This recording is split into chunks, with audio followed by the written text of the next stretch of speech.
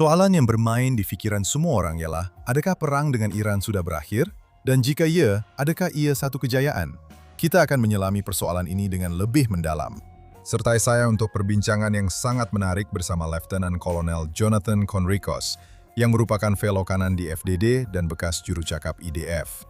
Ini adalah soalan yang bermain di pikiran semua orang, dan kita akan kupasnya hari ini dalam True East. Jonathan, gembira dapat berjumpa Anda kembali. Shalom Don, satu penghormatan untuk berada di sini. Beberapa jam yang lalu, Presiden Trump berkata bahwa kemajuan besar telah dicapai ke arah perjanjian lengkap dan muktamad dengan Iran yang bertujuan untuk menamatkan konflik ini. Jadi saya ingin tanya Anda satu soalan. Saya rasa ini yang bermain di pikiran semua orang. Adakah ia sudah berakhir? Jawapan ringkasnya adalah tidak. Saya tidak fikir begitu kerana saya rasa terdapat salah faham yang mendalam oleh sekutu Amerika kita tentang mentaliti ini. Tentang apa yang dimaksudkan dengan penentangan Syiah, apa sebenarnya rejim Iran dan apa yang diperlukan untuk benar-benar membuat mereka tunduk dan sama ada itu benar-benar mungkin. Dan saya rasa orang Amerika telah melakukan banyak perkara dengan betul. Saya rasa pentadbiran Trump sangat fokus memberitahu orang Iran, memberitahu rantau ini, anda tidak akan memiliki senjata nuklear. Dan Presiden sangat konsisten tentang perkara itu. Amerika Syarikat telah mengambil langkah ekonomi dan ketenteraan yang sangat berkesan terhadap rejim Iran. Dan mereka memang sedang terjejas. Tetapi dari perspektif saya, masih ada jalan yang sangat panjang untuk pergi dari penderitaan dan tekanan yang dikenakan oleh Amerika ke atas Iran. Melalui sekatan ekonomi yang berkesan ini, masih jauh lagi untuk benar-benar menamatkannya. Dan untuk benar-benar membuat orang Iran seperti yang dikatakan oleh Presiden Trump, anda tahu, mengalah atau benar-benar berkata kami menyerah dan bersetuju dengan syarat-syarat yang telah ditetapkan oleh Presiden Trump, itu yang mereka perlu lakukan. Yang bermaksud tiada lagi pengayaan uranium di Iran dan benar-benar menghentikan program senjata nuklear mereka buat selama-lamanya. Bagi membawa rejim Iran ke situasi seperti itu, saya rasa lebih banyak tekanan, pengaruh dan desakan diperlukan. Kerana rejim Iran mempunyai, saya boleh katakan, tahap toleransi yang lebih tinggi terhadap penderitaan. Kebanyakannya kerana mereka tidak benar-benar peduli apa yang berlaku kepada negara, kepada orang awam dan apa akibat jangka panjangnya. Dan juga kerana kalah dan menang dalam budaya Syiah adalah berbeza daripada apa yang anda, saya, orang Amerika, orang Israel dan orang Barat anggap sebagai menang dan kalah. Maksudnya bagaimana? Bagi mereka, dalam konteks sejarah mereka sebagai Syiah, menentang bahagian lain dalam Islam tetapi juga menentang agama-agama lain. Kekalahan ketenteraan yang jelas sebenarnya boleh dianggap sebagai satu kemunduran sementara atau bahkan sebagai kemenangan. Dan jika anda melihat sejarah Syiah, terutamanya sejarah Syiah Iran, anda akan dapati bahawa terdapat banyak peristiwa dalam sejarah di mana sebenarnya Syiah kalah di medan perang. Tetapi mereka mendakwa ia sebagai satu kemenangan. Dan mereka mencipta kisah-kisah kemenangan yang kemudiannya tersemat dalam jiwa dan etos umum mereka sebagai peristiwa yang membentuk pandangan mereka tentang kemenangan. Walaupun jika anda menganalisisnya melalui lensa ketenteraan dan logik yang munasabah, ia sebenarnya adalah satu kekalahan. Dan saya rasa itu adalah pengetahuan yang penting. Banyak pujian terhadap tindakan Amerika setakat ini. Saya rasa kita sangat bertuah berada pada zaman yang kita lalui sekarang. Untuk melihat seorang Presiden Amerika melakukan apa yang gagal dilakukan oleh ramai pendahulunya, malah semua pendahulunya, iaitu mempunyai kepimpinan, keupayaan untuk mengekalkan tekanan dan melakukan apa yang perlu dilakukan demi mencegah ancaman masa depan kepada AS, rantau ini dan sudah tentu kepada Israel. Tetapi apa yang kita lihat ialah saya rasa masih ada sedikit salah faham tentang apa sebenarnya pihak satu lagi itu, apa yang mendorong mereka dan apa yang perlu dilakukan untuk benar-benar membuat mereka menandatangani perjanjian yang diperlukan. Ramai orang akan berkata bahawa ini tidak masuk akal, bahawa Presiden Trump malah beberapa hari lalu berkata bahawa tiada perjanjian jika terdapat uranium yang diperkaya di Iran. Dan seperti yang kita tahu, masih ada uranium yang diperkaya di Iran dan sebahagian daripada program nuklear, ia masih wujud. Jadi mereka akan kata bahawa sebab dia buat begini adalah kerana pilihan raya pertengahan penggal atau kerana seperti yang seseorang kirimkan kepada saya hari ini, dia tidak sampai hati untuk meneruskannya. Adakah ada strategi lain di sini? Maksud saya, apa rancangan dia sekarang selain hanya berundur? Saya rasa apa yang Presiden Trump lakukan ialah dengan sangat berkesan, membeli masa. Dari segi dalam negara, pasaran, harga minyak dan tekanan antarabangsa, dia dengan berkesan membeli masa, membolehkan dirinya mempunyai lebih banyak masa supaya sekatan ekonomi dan tekanan ketenteraan memberi tekanan yang lebih berat ke atas rejim Iran. Saya rasa itulah sebenarnya menyampaikan bahawa ada kemajuan, menyampaikan bahawa orang Iran memang sedang berunding secara langsung. Mereka semakin lembut dan bersedia untuk membuat perjanjian. Tetapi kemudian, orang Iran secara terbuka di Twitter, mereka nampak sangat keras, penuh gaya macho, banyak cakap besar dan banyak lagak berani. Tetapi anda dapat lihat bahawa tindakan mereka sebenarnya tidak sepadan dengan kenyataan mereka bahawa mereka jauh di bawah tahap apa yang mereka katakan mereka mampu lakukan. Mereka telah lakukan jauh lebih sedikit. Jadi, apa yang saya fikir Presiden sedang lakukan ialah memberi tekanan secara menyeluruh menggunakan ketenteraan dan ekonomi, sekatan ekonomi, dan operasi kebebasan yang sedang berjalan sekarang. Itu adalah tekanan.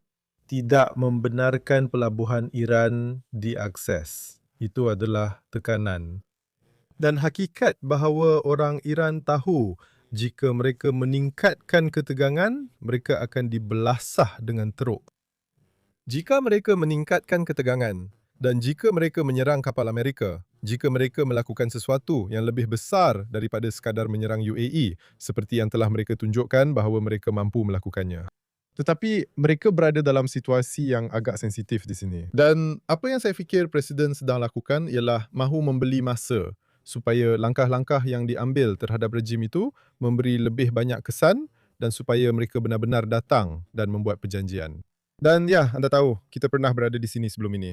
Anda dan saya, kita pernah bercakap tentang JCPOA bertahun-tahun yang lalu. Saya rasa kita berdua berkongsi pemahaman tentang betapa cacatnya perjanjian itu. Kenapa ia cacat? Kerana banyak sebab. Tetapi yang utama ialah ia memberikan rejim Iran satu laluan sah ke arah memiliki bom. Ia memberi mereka akses kepada wang dan sekatan telah ditarik balik. Ia memberi mereka akses kepada teknologi. Ia memberi mereka masa yang mereka perlukan untuk menghasilkan atau membeli banyak puluhan ribu peluru berpandu balistik.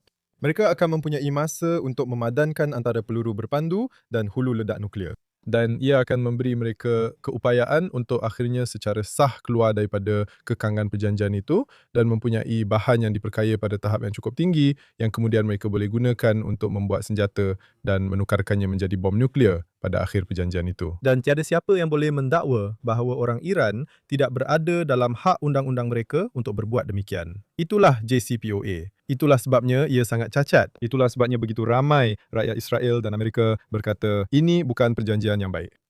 Begitu juga dengan orang Saudi dan banyak negara lain. Dan UAE membawa Trump. Saya rasa apabila Netanyahu pergi ke Kongres dan berdiri di hadapan dunia dan berkata demikian, saya rasa itu mengukuhkan hubungannya dengan Trump hingga ke hari ini. Saya rasa Trump melihat itu dan berkata, lihat, hanya ada seorang sahaja di seluruh dunia yang berdiri di hadapan seluruh Amerika dalam rejim yang tidak begitu mesra dengan Israel dan tetap mempertahankan perkara ini. Dan selepas ia tidak berlaku, saya rasa ia membakar semangat dalam dirinya.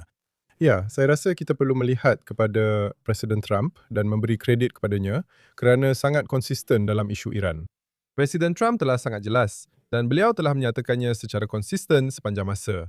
Pertama, sepanjang penggal pertamanya sebagai presiden, semasa beliau berkempen dan apabila beliau mengambil alih kuasa, beliau sangat jelas. Dan ia hanya, anda tahu, sesuatu yang dikesali bahawa rejim Iran, kor pengawal revolusi Islam, mereka telah melakukan kesilapan dengan berfikir bahawa presiden ini sama seperti yang lain, yang hanya bercakap kosong. Kononnya, oh ya, kita tidak boleh, anda tahu, Iran tidak boleh memiliki senjata nuklear. Dan perkara ini telah dikatakan oleh begitu ramai presiden sebelum ini, namun mereka tidak melakukan apa-apa. Tetapi Presiden Trump sangat konsisten dalam hal ini dan sangat jelas. Dan saya rasa situasi yang kita hadapi ini sebenarnya boleh dielakkan. Orang Iran sebenarnya boleh mengelakkan banyak penderitaan untuk diri mereka sendiri dan ramai nyawa boleh diselamatkan jika mereka hanya mendengar dan memahami bahawa mereka tidak akan terlepas dengan taktik membuli yang sama dan rundingan yang sama. Oh ya, mereka memang sangat pandai menggunakan rundingan, mereka mempunyai perunding yang sangat mahir. Mereka mempunyai satu pasukan, saya boleh katakan, perunding bertaraf dunia yang mahir, berpengalaman, bijak, tahu apa yang mereka lakukan dan mereka menggunakan diplomasi serta penangguhan sepenuhnya. Dan mereka telah melakukannya dengan begitu mahir. Sekarang mereka bertemu dengan presiden yang memberi reaksi berbeza terhadap tekanan ekonomi, politik dan media. Dia melawan balik dan dia mampu mengekalkan tekanan itu serta dia konsisten, sesuatu yang mereka belum pernah hadapi sebelum ini. Jadi sistem Iran berada dalam sedikit kekacauan. Kekacauan kerana mereka sedang berdepan dengan musuh atau pihak lawan yang berkelakuan berbeza daripada apa yang mereka sudah biasa. Dan kerana mereka telah terdedah, kelemahan ketenteraan mereka telah didedahkan. Kelemahan politik dalaman mereka telah didedahkan. Rasuah mereka dan salah urus sumber Iran seperti air, elektrik, minyak, infrastruktur, semuanya telah didedahkan dan terbuka untuk semua orang lihat. Tetapi mungkin yang paling memalukan ialah betapa teruknya mereka telah dihentam oleh Amerika Syarikat dan Israel. Anda tahu, itu membawa saya kepada satu soalan. Kita bercakap tentang rundingan. Anda ada Abbas Araghchi yang mengetuai rundingan mereka. Dan ada satu persoalan besar. Apabila Presiden Trump menelpon Iran, siapa yang menjawab telepon? Betul, Anda tahu siapa sebenarnya. Ada yang kata ia Abbas Araghchi. Ada yang kata ia Mujtaba, anak kepada Khamenei. Siapa? Selepas kita memberikan tamparan ini kepada mereka, apa yang sedang berlaku di Iran sekarang? Katakanlah dari segi kepimpinan, sebelum kita bercakap tentang rakyat Iran, dan saya tak pasti sama ada kita tahu apa yang rakyat fikirkan, siapa yang sebenarnya menjawab panggilan itu, siapa pemain kuasa sebenar. Jadi saya rasa kita perlu berhati-hati dalam penilaian kita kerana memang sukar untuk benar-benar tahu apa yang sedang berlaku di Iran. Saya akan katakan bahawa terdapat kekaburan situasi perang yang agak ketara. Terdapat ketidakpastian tentang siapa sebenarnya yang memegang kuasa, siapa yang utama dan siapa yang kedua. Itu masih tidak jelas. Tetapi saya akan katakan bahawa kebanyakan apa yang kita lihat dari segi pembuatan keputusan dan tindakan Iran memberi kita petunjuk atau membuatkan kami percaya bahawa mereka yang memegang kuasa adalah kumpulan garis keras dan pada dasarnya ialah KOR, pengawal revolusi Islam Iran, beberapa jeneral yang memegang tampuk pemerintahan. Mereka menggunakan rantai perintah yang berasingan, yang berada di luar segala-galanya. Mereka inilah yang membuat keputusan siapa yang hendak diserang dengan peluru berpandu dan apa yang perlu dilakukan. Sama ada kapal dagang antarabangsa Emirat Arab Bersatu, kemudahan minyak di Emirat Arab Bersatu atau kapal Amerika, merekalah yang membuat keputusan-keputusan tersebut. Satu pandangan yang jarang berlaku terhadap kekacauan dalam sistem Iran ialah apabila Pezeshkian, Presiden Iran, menulis di Twitter tentang rasa kecewanya dengan fakta bahawa Iran telah menyerang UAE. Di mana beliau berkata, sebenarnya anda tahu, itu bukan kami. Dan ini sebenarnya bukan apa yang kami mahu lakukan. Dan ini bukan kali pertama orang kedua atau lelaki yang didakwa sebagai orang kedua yang berkuasa. Ada ketua negara yang dipanggil pemimpin tertinggi, Mujtaba Khamenei, anak kepada siapa? Kita tidak tahu dengan tepat sejauh mana keberkesanannya, sejauh mana kawalan sebenar yang dia ada terhadap apa yang berlaku. Terdapat laporan yang saya tidak dapat sahkan bahawa dia, anda tahu, benar-benar terasing. Bahawa dia sebenarnya dikawal oleh IRGC dan mereka hanya menggunakan kedudukan serta kuasa jawatannya untuk melaksanakan dasar yang mereka percaya adalah betul. Itu adalah penilaian yang agak dominan dalam kebanyakan kalangan yang saya dengar pandangannya. Tetapi kemudian anda ada Pezeshkian yang boleh dikatakan mewakili jenis dasar Iran yang berbeza. Mungkin lebih sederhana. Sekali lagi, istilah sederhana itu agak janggal. Ya, memang istilah yang janggal. Dan saya rasa kita harus sentiasa berhati-hati apabila menggunakan perkataan atau apa-apa variasi sederhana apabila ia berkaitan dengan pihak berkuasa rasmi di Iran. Mereka adalah sebahagian daripada rejim yang telah membunuh rakyat Iran, menindas rakyat Iran, membiayai keganasan dan mencipta ketidakstabilan di seluruh Timur Tengah. Jadi anda tahu, apabila Pezeshkian bercakap tentang kesederhanaan, saya mengambilnya dengan penuh keraguan. Tetapi pada dasarnya di sini, kita sedang melihat satu sistem yang nampaknya berada dalam keadaan kucar-kacir di peringkat strategik tertinggi tentang apa yang perlu dilakukan dan ke mana hendak membawa keadaan selepas ini. Namun, apabila saya menganalisis apa yang mereka lakukan di peringkat ketenteraan, saya dapat melihat satu sistem ketenteraan yang berfungsi. Saya melihat seseorang memberi arahan, mungkin di Tehran, dan arahan itu dilaksanakan di medan perang di Hormuz atau di tempat-tempat lain. Saya melihat arahan diberikan, peluru berpandu dilancarkan, drone dilancarkan. Untuk perkara itu berlaku, anda perlu mempunyai sistem pengumpulan risikan yang berfungsi. Anda perlu ada komunikasi, anda perlu ada logistik, dan anda perlu ada pasukan yang mampu melaksanakan arahan. Semua itu masih wujud. Jadi apabila orang Amerika dan beberapa ahli politik Israel bercakap tentang, anda tahu, kekacauan total Iran, itu sebenarnya tidak tepat. Masih ada sistem ketenteraan yang berfungsi. Walaupun telah dilemahkan dengan kekuatan yang lebih kecil dan kurang berkuasa berbanding sebelum ini, tetapi ia masih berfungsi. Ya, ia seperti gambaran apabila Anda memijak sarang semut dan tiba-tiba Anda menghancurkannya di tengah. Kemudian Anda lihat semut-semut berpecah ke semua arah. Nampaknya Iran memang diatur begitu. Maksud saya, selagi mereka berpusat, Israel dan Amerika Syarikat dalam beberapa menit sahaja telah memusnahkan teras utama itu. Dan sekarang mereka telah berpecah, ia jauh lebih sukar untuk menghentikan mereka. Jadi soalan saya, jika kita ada komander IRGC yang memberi arahan, jenderal-jenderal di sepanjang Hormuz, apa yang mereka perlukan hanyalah senjata yang mungkin sudah mereka simpan untuk mengancam laluan perkapalan terbesar di dunia. Jadi jika pertempuran bermula semula, apakah strategi yang Anda pikir Amerika Syarikat akan gunakan untuk menangani ancaman itu yang sangat sukar, terdesentralisasi, agak autonomi, dan pada dasarnya boleh membekukan dunia dalam keadaan terkejut? Ya, itu soalan yang bagus. Saya rasa itulah yang paling ingin didengar oleh penonton kita.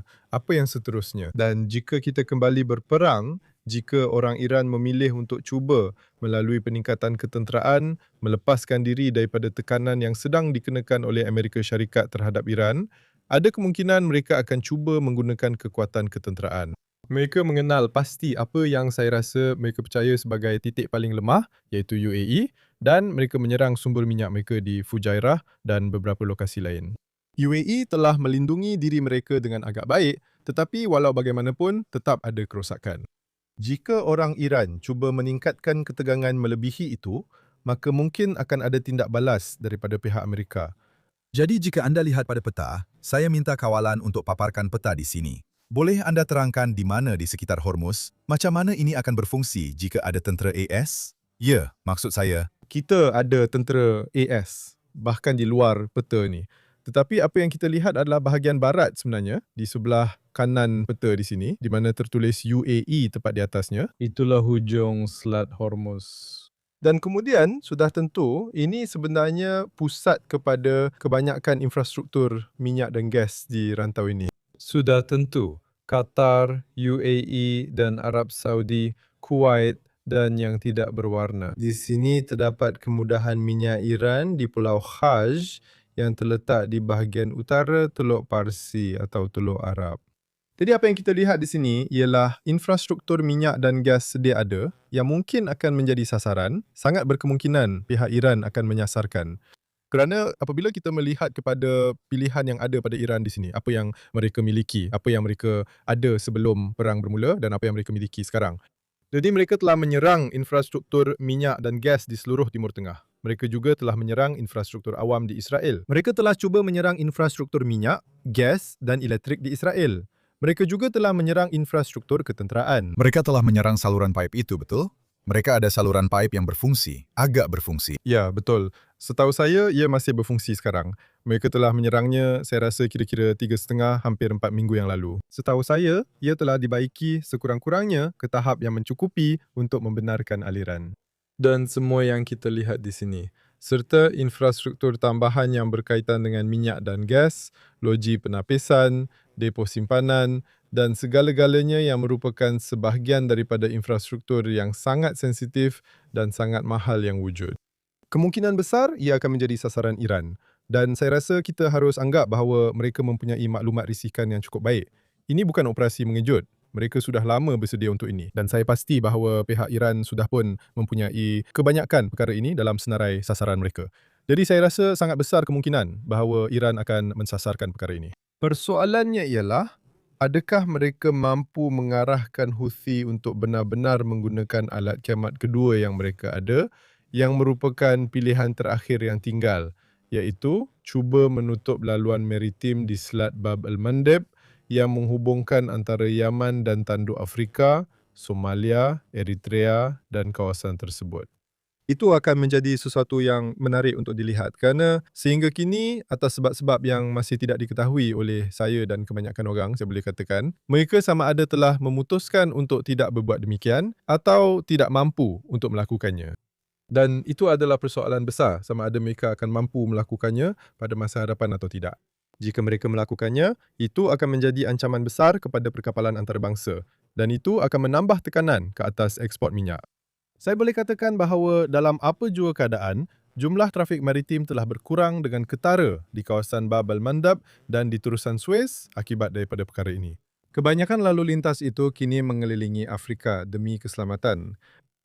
Namun begitu, itu tetap penting. Jadi itu satu lagi perkara, menyasarkan sektor minyak dan gas. Kedua, cuba menutup Selat Bab al-Mandeb dan mungkin cuba menyebabkan kerosakan kepada negara-negara teluk yang lebih kecil dan lemah. Saya menjangkakan mereka juga akan cuba menyerang Israel walaupun Iran setakat ini belum berjaya melakukannya. Syukurlah. Mereka tidak banyak yang boleh dibanggakan hasil usaha mereka dengan jumlah besar drone dan peluru berpandu yang telah mereka lancarkan. Dan sebagai tindak balas kepada itu, Amerika Syarikat dan Israel boleh membuat keputusan untuk buat pertama kalinya bertindak tanpa sekatan kerana kedua-dua negara selama ini bertindak dengan penuh kawalan sebagai dasar dan keputusan. Bagaimana rupanya itu, Jonathan? Sekurang-kurangnya 16.000 betul amunisi telah dijatuhkan ke atas Iran. Ia tidak kelihatan kepada ramai orang. Ya. Sudah tentu kepada dunia luar. Tetapi bagaimana rupanya? Jadi maksud saya, apa yang telah dilakukan setakat ini adalah sasaran ketenteraan yang betul-betul digunakan untuk tujuan ketenteraan sahaja. Jadi tiada sasaran dui tujuan atau sangat sedikit sasaran dui tujuan yang telah diserang. Hampir semua infrastruktur, tenaga, pengangkutan, komunikasi, air dan jalan raya Iran tidak disentuh langsung. Itu adalah berdasarkan policy, berdasarkan keputusan. Kerana matlamat akhirnya di sini sudah tentu untuk membolehkan masa depan yang baik untuk rakyat Iran. Dan memusnahkan infrastruktur mereka akan menyukarkan rakyat Iran untuk akhirnya bangkit, menuntut semula negara mereka dan memiliki masa depan yang makmur. Itu mungkin sebab utama mengapa Amerika Syarikat dan Israel tidak melakukannya pada awalnya. Itu mungkin akan berubah sekarang. Dan saya rasa terdapat banyak infrastruktur yang digunakan oleh Kor Pengawal Revolusi Islam dan menyokong logistiknya. Itu adalah sebahagian daripada arahan dan kawalan, logistik, bekalan atau apa-apa usaha lain yang memudahkan usaha peperangan Iran. Ia akan menjadi sasaran. Satu lagi, dan anda telah menyentuh perkara ini sebelum ini, kepimpinan IRGC. Saya rasa saya tidak akan mengejutkan sesiapa dan jika mereka sedang memerhati kepimpinan IRGC, saya tidak fikir mereka hanya akan ambil perhatian kerana kita bercakap mengenainya. Tetapi akan ada usaha yang besar oleh semua pihak yang terlibat, CIA, Mossad, Tentera Udara Israel, Tentera Udara Amerika untuk menyasarkan mereka. Dan untuk menyingkirkan generasi ketiga kepimpinan Iran dalam masa kurang daripada 2 atau 3 bulan yang akan menjadi penting. Dan itu sedang berlangsung.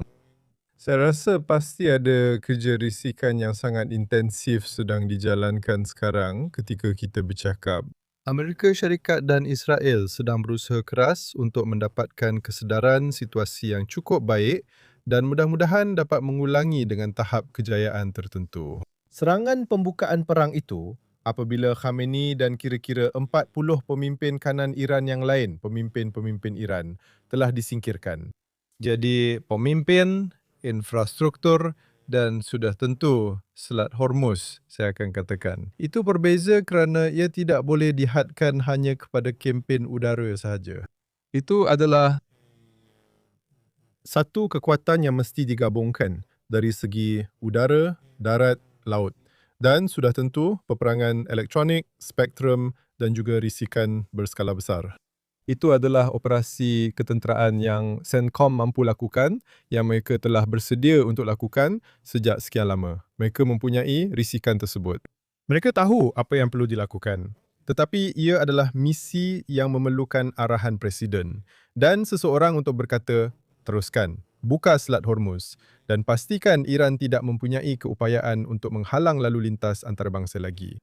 Apa yang dimaksudkan ialah perlu ada kesediaan dari Amerika untuk benar-benar menghadapi kemungkinan akibat korban, yang mana sudah tentu kita semua berharap akan rendah dan tidak signifikan. Tetapi apabila anda melihatnya dari perspektif ketenteraan, membuka Selat Hormuz dengan kekuatan kinetik adalah satu misi yang mungkin akan mencabar.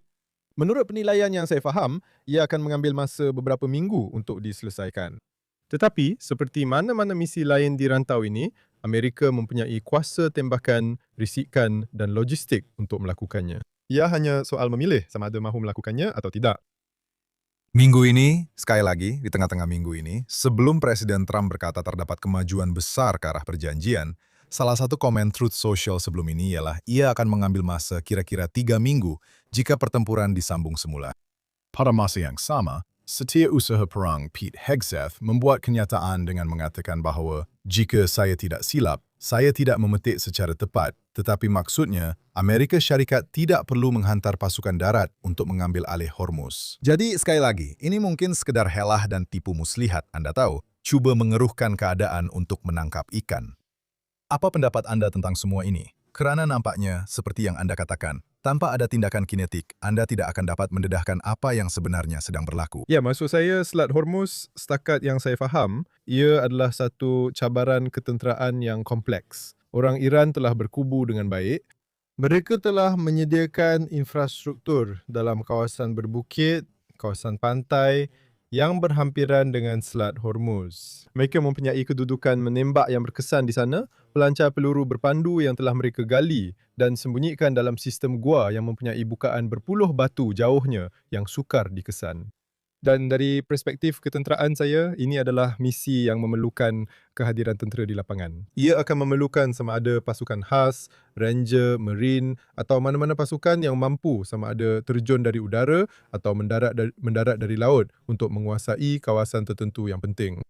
Saya tidak fikir ini adalah misi yang boleh dilakukan hanya dari udara atau dari laut. Jika Amerika Syarikat benar-benar mahu mempunyai tahap kepastian yang sangat tinggi bahawa orang Iran tidak akan mempunyai sebarang keupayaan untuk menyerang mana-mana kapal di rantau ini, yang mungkin mereka akan cuba lakukan. Kerana untuk selat itu benar-benar terbuka, ia mesti cukup selamat. Bukan untuk kapal tentera, lalu dengan sistem peperangan elektronik dan pengacau isyarat, tetapi untuk kapal kargo besar yang tidak bersenjata dan bergerak perlahan melaluinya. Dan syarikat insurans perlu rasa cukup selamat untuk melakukannya. Itulah yang akhirnya akan menjadi penanda aras. Jadi, jika anda benar-benar mahu ia dibuka dan anda akan melakukannya secara ketenteraan, itu memerlukan usaha yang besar. Tetapi, sekali lagi, Amerika Syarikat mempunyai keupayaan untuk melakukannya. Dan saya rasa mereka tidak akan melakukannya bersendirian. Jika mereka memutuskan untuk melakukannya, saya rasa akan ada penglibatan Israel dari segi peperangan elektronik, serangan udara, pengumpulan risikan dan mungkin aset-aset lain. Jadi Pete Hegseth, sekali lagi, Setiausaha Perang telah ditanya awal minggu ini mengenai Amerika Syarikat dan Israel, sama ada objektif kita selari atau tidak. Dan saya tidak pasti sama ada orang yang bertanya itu tahu bahawa Amerika Syarikat akan membuat kenyataan umum yang besar tidak lama lagi. Tetapi Pete Hegseth beliau berkata bahawa Israel dan Amerika Syarikat mungkin mempunyai objektif yang sedikit berbeza, tetapi hanya ada satu tangan yang memegang steering. Jadi saya rasa ada dua perkara menarik di sini. Satu ialah kita mungkin mempunyai objektif yang sedikit berbeza. Dan satu lagi jelas, sekurang-kurangnya dari perspektif mereka, hanya ada seorang yang memandu. Saya tidak pasti sama ada Israel benar-benar bersetuju dengan itu untuk jangka masa panjang, mungkin untuk jangka masa pendek. Tetapi perbezaan objektif seperti apa yang Anda lihat di sini? Dan adakah Israel mula berasa sedikit gelisah? Saya telah mengatakan begitu sejak awal lagi. Saya rasa Israel, kami memang terlibat secara langsung. Orang Amerika mempunyai, anda tahu, kedudukan strategik isu unjuran kuasa. Dan dari perspektif mereka, anda tahu, persaingan kuasa dengan China dan keupayaan mereka untuk menunjukkan dominasi di rantau ni, pasaran minyak, akses kepada sumber dan sebagainya.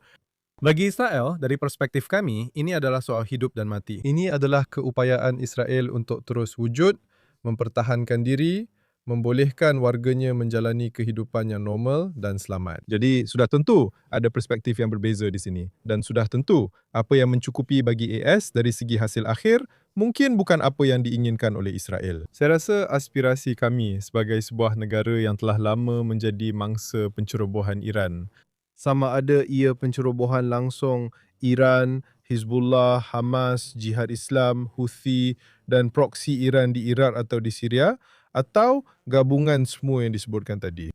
Pandangan kami lebih kepada mari kita singkirkan rejim ini kerana ia telah melakukan begitu banyak kesalahan. Ia adalah faktor yang sangat mengganggu kestabilan di rantau ini. Ia adalah sesuatu yang mempunyai fokus yang jelas dan matlamat rasmi, iaitu untuk memusnahkan negara Israel. Jadi, ya, saya rasa memang ada jurang di sini antara apa yang akhirnya akan dicuba oleh Israel, dan itu adalah untuk menggulingkan rejim tersebut dan untuk membebaskan diri kita dan rantau ini daripada faktor paling mengganggu kestabilan dan mengancam, iaitu rejim Iran. Manakala Amerika Syarikat mungkin boleh menerima rejim sedia ada asalkan ia dilemahkan, dikawal dan tidak mempunyai keupayaan nuklear. Dan yang telah dipaksa untuk duduk semeja dan menandatangani, baiklah, kami tidak akan memperkayakan dan kami akan menyerahkan bahan yang telah diperkayakan itu. Yang mungkin sudah cukup untuk orang Amerika berkata, baiklah, misi tercapai.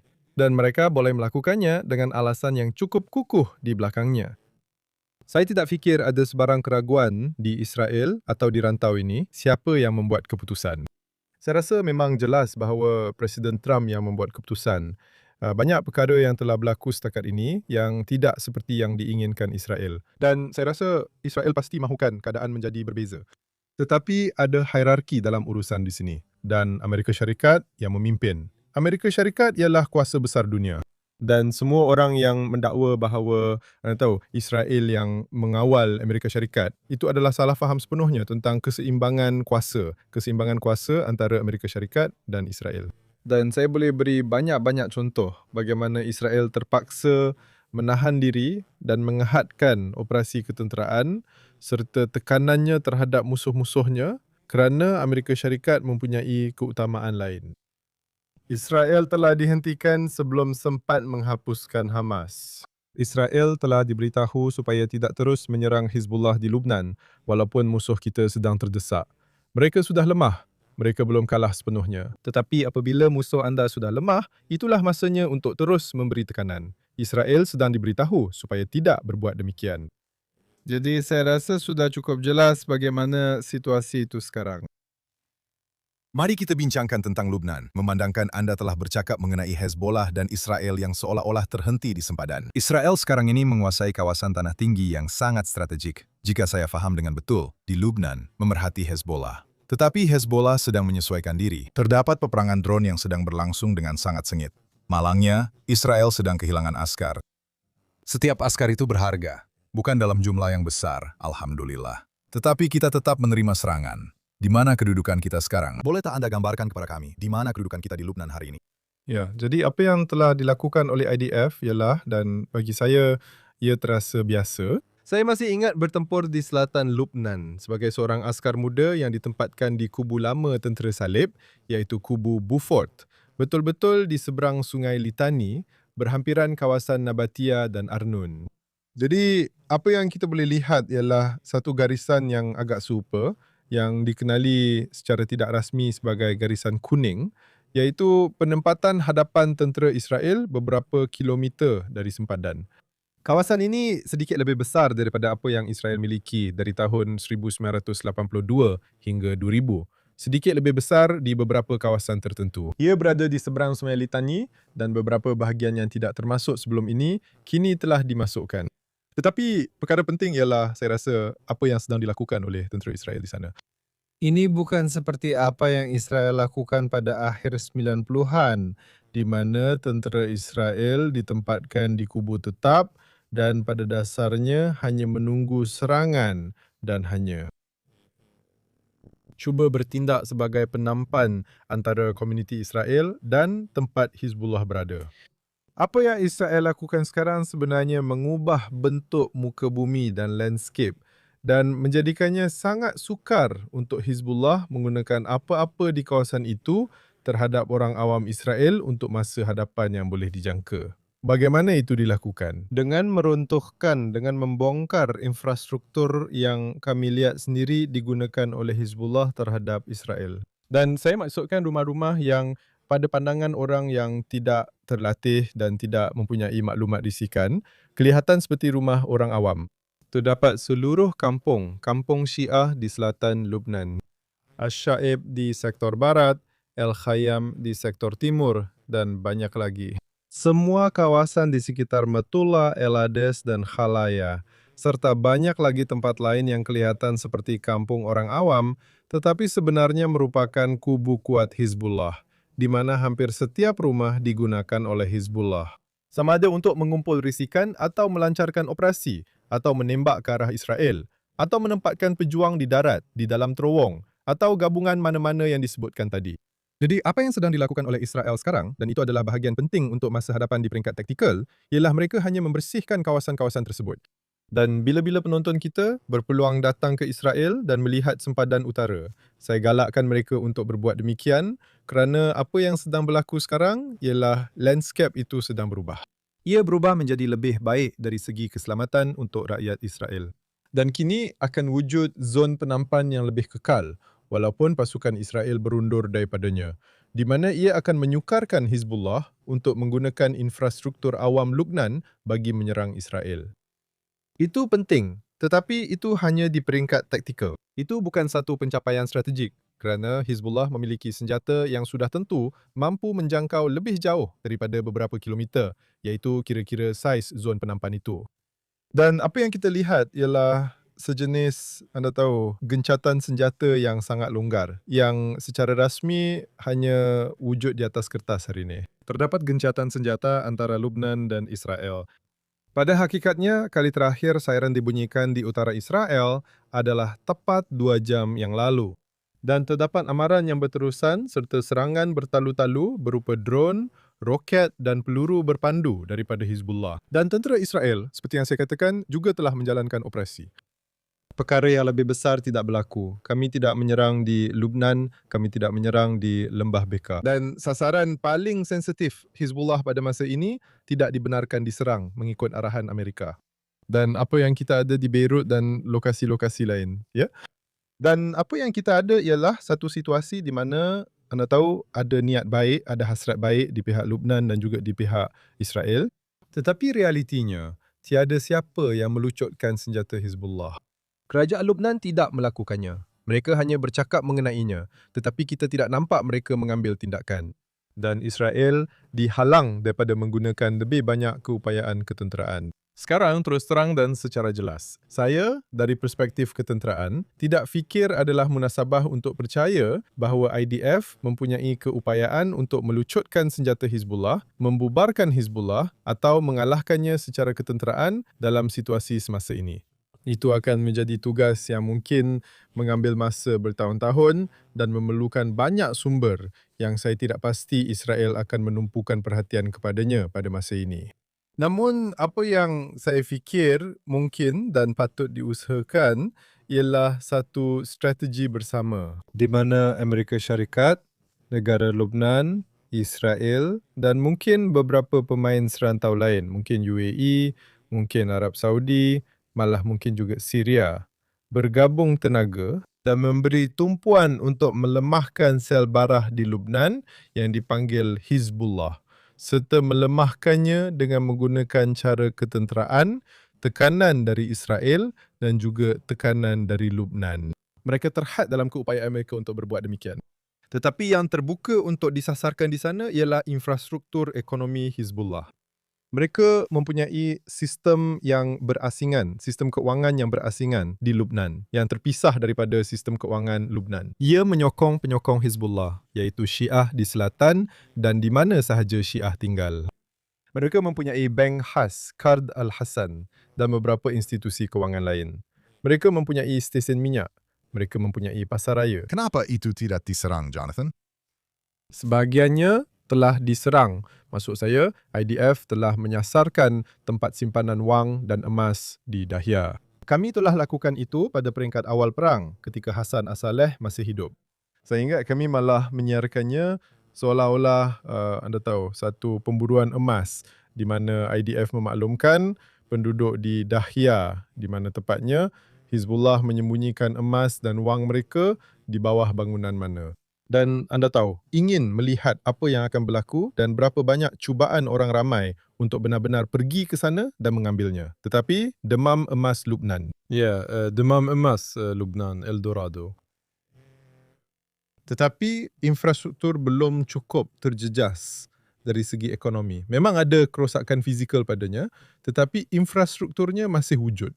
Dan saya rasa itu adalah sesuatu yang perlu difokuskan oleh Israel, negara Lubnan dan Amerika Syarikat untuk melemahkan keupayaan Hizbullah. Terus mendapat sokongan rakyat, melemahkan keupayaan mereka membayar gaji kepada pejuang mereka dan melemahkan keupayaan mereka memiliki rangkaian yang berasingan dan terlindung ini.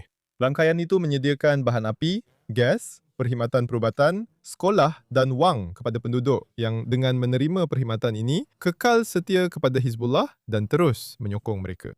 Itu perlu dilemahkan dan ia memerlukan pendekatan yang sabar serta jangka panjang dengan memberi tekanan dari semua arah.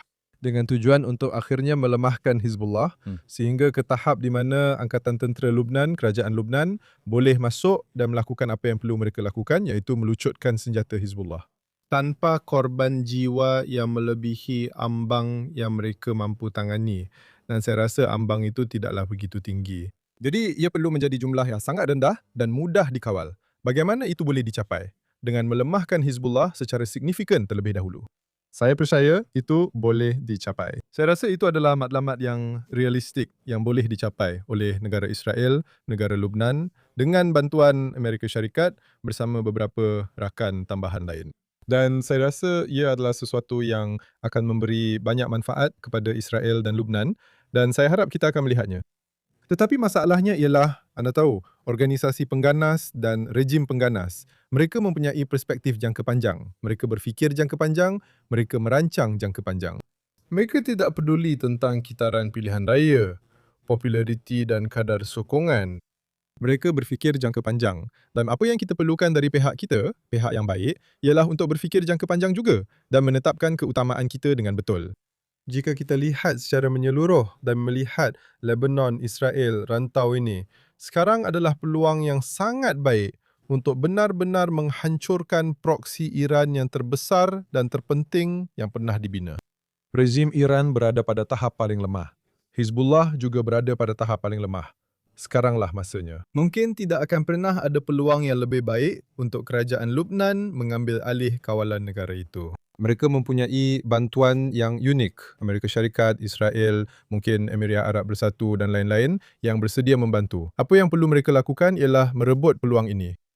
Perdana Menteri dan Menteri Pertahanan Israel Katz telah sangat-sangat jelas bahawa mereka akan cuba sebaik sahaja ini berakhir untuk menghapuskan ancaman tersebut. Sekarang, saya faham daripada anda bahawa ia mungkin sangat sukar tanpa bekalan daripada Amerika Syarikat. Kita mungkin tidak akan pernah mempunyai seorang Presiden Amerika Syarikat atau sukar untuk membayangkan seorang Presiden Amerika Syarikat yang lebih memihak kepada Israel berbanding Presiden Trump. Namun, beliau sedang cuba meyakinkan rakyat Amerika sekarang bahawa Iran itu penting. Saya tidak pasti sama ada kita akan dapat meyakinkan mereka bahawa Lubnan juga penting. Mungkin mereka boleh membekalkan Israel. Tetapi Israel, awak tidak fikir Israel mempunyai keupayaan jika mereka bertindak habis-habisan dan sanggup membayar harganya? Bahawa kita boleh mendesak Hizbullah habis-habisan, menyerang institusi keuangan itu, menyerang stesen minyak, menghapuskan apa sahaja pendapatan yang mereka peroleh dan mendesak mereka cukup kuat sehingga kerajaan Lubnan akan campur tangan. Ya, dengan tindakan ketenteraan, tidak. Saya rasa Israel boleh melakukan banyak kerosakan. Saya rasa Israel boleh menyerang Hizbullah dengan hebat. Ia boleh menyebabkan kerosakan besar pada para komander dan struktur Hizbullah. Kita sudah pun membunuh beberapa ribu orang. Pejuang-pejuang berani kita, IDF dan Tentera Udara Israel, didarat dalam pertempuran jarak dekat, pertempuran portal dekat dan dengan cara lain telah sangat berkesan menentang Hizbullah dan itu sangat hebat. Tetapi pencapaian ketenteraan pada pendapat saya hanya membawa kita sejauh itu sahaja. Dan Hizbullah, selagi ia mendapat sokongan daripada penduduk Syiah, selagi ia mempunyai struktur, infrastruktur yang membolehkannya wujud sebagai sebuah negara, di dalam sebuah negara, mereka akan dapat, anda tahu, mereka akan merendahkan nada mereka dan anda tahu, lebih bersikap bertahan, tidak terlalu terdedah. Mereka akan menunggu tekanan itu reda dan melemah dan kemudian mereka boleh muncul semula. Dan itu anda tahu adalah sesuatu yang kita pernah lihat organisasi pengganas lakukan sebelum ni. Organisasi pengganas memang sangat pandai menyusutkan operasi mereka. Dan kemudian apabila keadaan menjadi lebih baik, mereka akan berkembang semula, merekrut lebih ramai orang, muncul sebagai pemenang dan mendakwa bahawa negara bangsa yang hebat ini cuba untuk mengalahkan kami. Tetapi kami masih di sini. Itu adalah isyarat yang baik untuk merekrut dan perkara itu perlu dicegah. Jadi pada pendapat saya tekanan menyeluruh iaitu ketenteraan, ekonomi, politik, sosial, itulah caranya. Dan saya rasa kita akan melihat pertempuran menentang Hizbullah untuk beberapa bulan lagi akan datang. Mungkin tidak pada tahap intensiti yang kita mahukan, tetapi saya rasa kita akan melihat usaha yang berterusan. Dan berkaitan dengan apa yang dunia fikirkan tentangnya, apa yang Amerika fikirkan tentangnya, saya rasa di sini Israel akan mempunyai lebih banyak kebebasan untuk bertindak. Kerana Lubnan tidak seperti Iran, tidak mempengaruhi harga minyak global. Atau ia sebenarnya tidak akan mempengaruhi berapa banyak rakyat Amerika bayar untuk petrol di pam. Dan oleh itu, saya rasa Israel akan mempunyai lebih banyak kemampuan untuk berbuat demikian. Dan juga saya rasa orang Eropah, orang Arab di rantau ini, ramai orang faham apa itu Hizbullah dan betapa buruknya kesan Hizbullah terhadap Lubnan serta terhadap rantau ini. Oleh itu, akan ada kesediaan atau sekurang-kurangnya kurang campur tangan dalam usaha Israel untuk benar-benar membantu menyelesaikan tugas tersebut. Salah satu metrik yang paling cepat berubah dalam perang antara kami dan Lubnan ialah peperangan drone. Dan kami telah melihat ia berkembang melalui beberapa peringkat. Ia seperti beralih daripada iPhone 1 ke iPhone 10 dalam tempo masa yang sangat-sangat singkat. Dan sekarang kita bercakap tentang drone gentian optik. Boleh tak awak jelaskan untuk kami, Jonathan, evolusi penggunaan drone, kenapa kita perlukan, kenapa sekarang kita dengar tentang penggunaan drone gentian optik dari kedua-dua pihak, dan kenapa ia sangat berbahaya? Ya, maksud saya memang banyak perkara telah berlaku dan begitu banyak perkembangan teknologi dalam penggunaan dan aplikasi teknologi awam dan teknologi permainan dalam senario ketenteraan. Banyak perkara telah berlaku dalam perang antara Ukraine dan Rusia. Kedua-dua pihak benar-benar telah menggunakan teknologi dan sangat kreatif dalam mengaplikasikannya untuk tujuan ketenteraan. Saya akan katakan bahawa rakyat Ukraine mungkin telah melakukannya dengan lebih baik, lebih pantas dan dengan kesan yang lebih besar berbanding rakyat Rusia. Dan saya rasa sebagai pasukan yang lebih kecil, mereka telah berjaya menggunakan pengaruh yang besar ke atas pihak Rusia.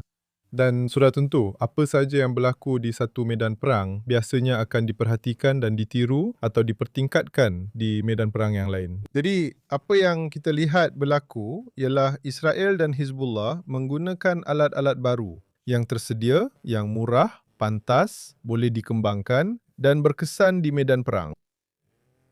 Sebagai senjata, anda tahu, terdapat aspek psikologi yang sangat penting pada drone-drone ini. Kerana ia benar-benar membuat seseorang di lapangan, sama ada dia seorang askar IDF atau pengganas Hizbullah, berasa terancam atau sedar bahawa dia boleh menjadi sasaran pada bila-bila masa apabila dia berada di luar dan terdedah kepada langit atau berada dalam kenderaan yang tidak berperisai.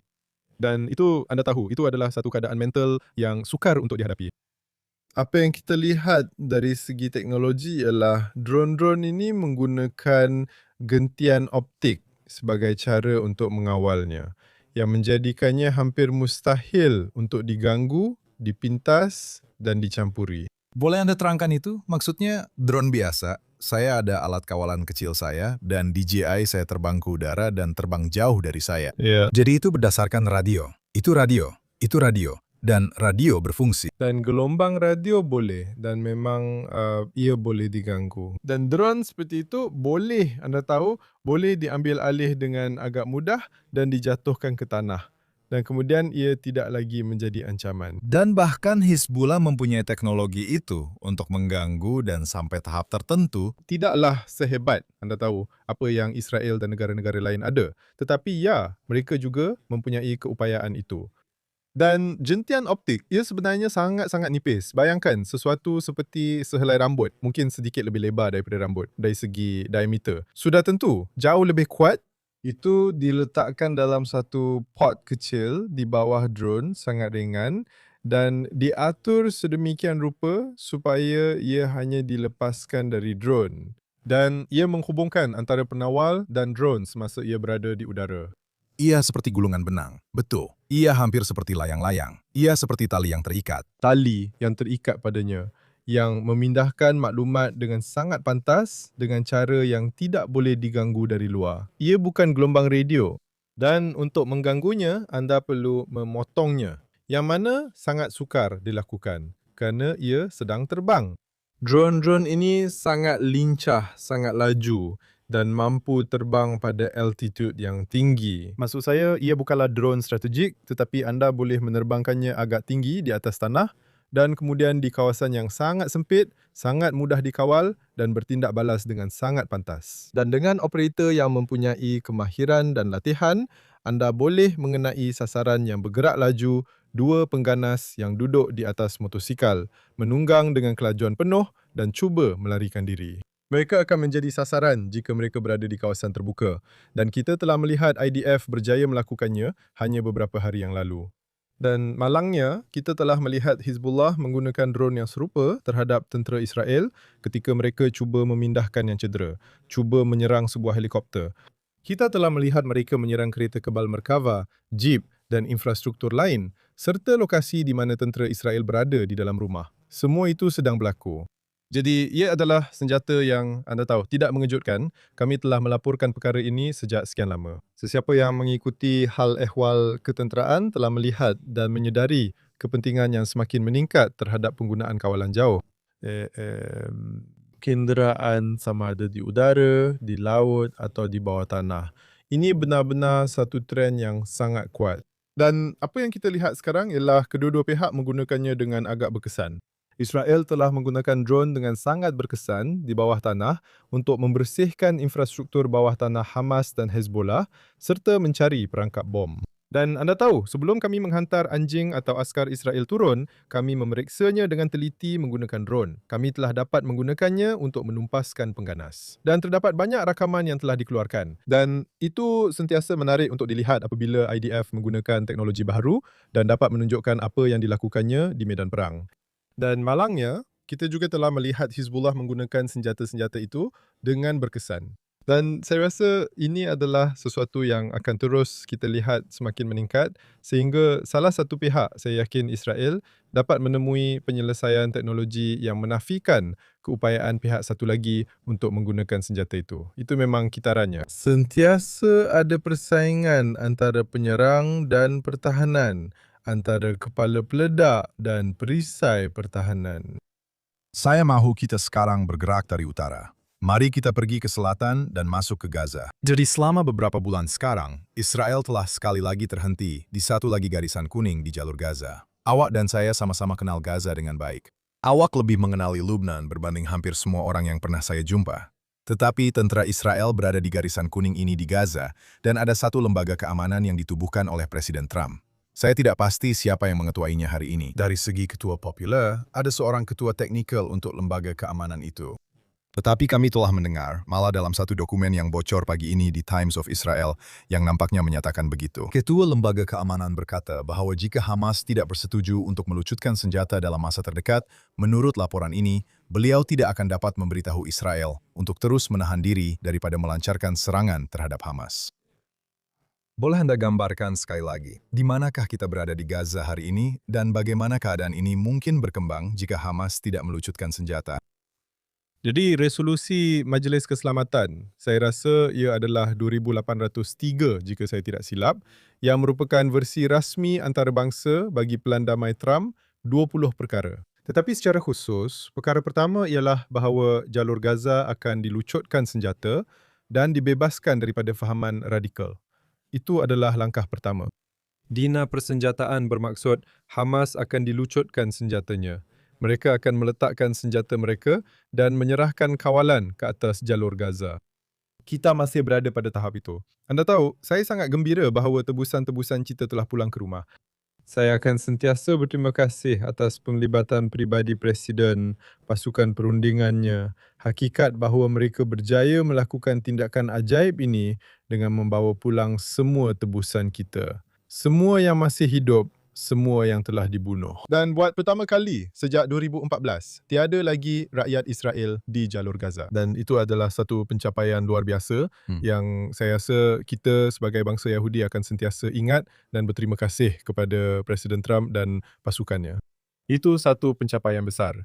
Tetapi selain daripada itu, apabila kita melihat realiti di lapangan, kita ada pelan Trump yang di atas kertas memang bagus. Anda tahu, sesuatu yang saya rasa Israel boleh terima akan menjadi baik untuk rakyat di Gaza, akan menjadi baik untuk rantau ini. Ia akan membawa mereka ke haluan yang berbeza, ke arah kemakmuran dan masa depan yang lebih baik. Tetapi syaratnya dan segala-galanya bergantung kepada Hamas dilucutkan senjata.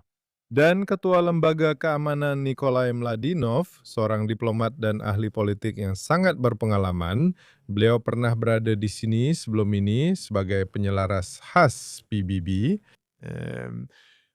Satu contoh yang jarang berlaku bagi seorang pegawai yang dilantik oleh PBB yang benar-benar dihormati oleh kedua-dua pihak, oleh Israel dan oleh Arab, dan dianggap berkesan. Ini adalah seorang lelaki yang faham, yang memahami dinamik rantau ini. Dan saya rasa jika beliau berkata begitu, walaupun kita belum dengar beliau mengatakannya, tetapi jika beliau benar-benar berkata begitu, saya rasa itu adalah penilaian yang sangat jelas. Jelas bahawa selagi Hamas masih mempunyai senjata, tidak akan ada kemajuan. Tidak akan ada sesiapa yang membersihkan runtuhan. Tidak akan ada pembinaan semula. Tidak akan ada perumahan alternatif. Tiada apa yang baik akan berlaku selagi Hamas terus menindas baki wilayah Gaza dan penduduk yang tinggal di sana. Jadi itulah prasyaratnya. Semuanya bergantung kepada perkara itu. Dan bagus juga perkara itu kini telah didedahkan. Kerana ramai orang, anda tahu, mereka fikir setengah tahun yang lalu atau lebih ketika perjanjian dibuat, sedikit lebih lama daripada itu, bahawa oh tidak, semuanya baik-baik saja. Sekarang akan ada keamanan dan anda tahu satu konflik telah diselesaikan. Malangnya tidak semudah itu dan kita masih di titik permulaan. Dan Hamas telah menyatakannya dengan sangat jelas. Mereka berkata begitu secara rasmi minggu lepas. Anda tahu, kami telah memikirkannya, kata mereka, saya ringkaskan, dan kami tidak akan meletakkan senjata. Kami akan terus mengawal jalur Gaza. Dan kesannya kepada kita dan kepada rakyat di Gaza ialah penderitaan. Ia menyebabkan jalur Gaza berada di bawah pendudukan Hamas. Ia menyebabkan jalur Gaza berada dalam keadaan kemanusiaan yang sangat teruk. Dan sesiapa sahaja yang mengambil berat tentang nasib rakyat di sana, mereka sepatutnya menumpukan tenaga mereka pada satu perkara dan satu perkara sahaja. Singkirkan Hamas. Sebaik sahaja perkara itu berlaku, maka ada kemungkinan berlakunya rentetan peristiwa positif agar Gaza dibebaskan daripada fahaman radikal untuk sebuah kerajaan yang berbeza diwujudkan. Untuk pembinaan semula dilakukan, untuk latihan vocational, untuk sistem pendidikan yang berbeza, untuk UNRWA dibubarkan dari Gaza dan diusir keluar, dan kemudian untuk sistem pendidikan yang berbeza dilaksanakan. Supaya rakyat Gaza akan fokus kepada kemakmuran masa depan untuk diri mereka sendiri dan bukan cuba untuk memusnahkan Israel sebagai tujuan utama dalam hidup. Banyak perkara positif akan berlaku. Tiada satu pun daripada perkara itu akan berlaku jika Hamas tidak dilucutkan senjata. Dan itulah kedudukan kita hari ini. Tentera Israel dikerahkan di jalur Gaza, membongkar lapisan demi lapisan, terowong demi terowong. Hamas telah menghabiskan begitu banyak tahun dan begitu banyak bantuan asing yang diberikan kepada jalur Gaza untuk membina infrastruktur ketenteraan yang kini sedang dibongkar oleh tentera Israel setiap hari. Tetapi kesimpulannya malangnya agak pesimis. Jika Hamas tidak bersedia untuk melucutkan senjata dan tiada siapa yang memaksa mereka, jalur Gaza akan kembali ke titik permulaan. Ini bermakna Israel akan terpaksa melakukannya. Ini menjadikan perkara itu sangat mungkin berlaku, ya. Jonathan, saya ingin mengucapkan terima kasih kepada anda. Bersama anda sentiasa terasa seperti satu perjalanan. Saya rasa seperti kita naik ke dalam kenderaan pemantauan udara. Kita terbang ke Iran. Kita terbang melalui Hormuz. Kembali ke Lebanon. Kembali ke Gaza. Anda mempunyai pemahaman yang luar biasa tentang Timur Tengah. Dan saya hanya ingin memberitahu kepada penonton kita, sebagai wakil negara Israel, sebagai juru cakap negara Israel, Jonathan, Saya rasa kejelasan Anda adalah satu anugerah kepada orang Yahudi. Jadi terima kasih kerana bersama kami. Terima kasih. Dan kami akan sentiasa memaksa Anda untuk kembali kepada gencatan senjata selagi kami mampu. Tak perlu dipaksa. Saya gembira dengan setiap peluang. Dan saya rasa JNS melakukan kerja yang sangat baik dalam memberikan maklumat kepada orang ramai yang ingin memahami kerumitan serta sisi baik, buruk dan sisi paling buruk tentang Israel. Tidak menutup-nutupi apa sahaja yang dilakukan oleh Israel atau Tentera Pertahanan Israel, tetapi benar-benar memberikan pemahaman yang lebih baik tentang realiti yang mana seringkali pengguna media massa di barat tidak mendapatkannya. Jika anda hanya mendengar media massa, pemahaman anda tentang situasi sebenar di lapangan akan menjadi cacat. Sama ada ia berkaitan dengan Iran, Gaza, Lubnan, Judea dan Samaria, politik Israel, pemahaman itu tetap akan cacat. Dan apa yang saya cadangkan kepada orang ramai ialah sentiasa mempunyai pelbagai sumber maklumat, termasuk JNS TV, termasuk sumber lain yang mempunyai perspektif yang jauh lebih jelas tentang apa yang berlaku di lapangan. Dan saya sentiasa gembira mendapat peluang untuk berada di sini. Terima kasih. Doug, terima kasih sahabat saya.